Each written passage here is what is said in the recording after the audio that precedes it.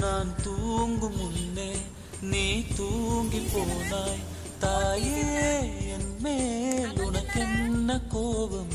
கண்ணான கண்ணே என் தெய்வ பெண்ணே, கண்ணில் தூசி நீ ஊத வேண்டும்.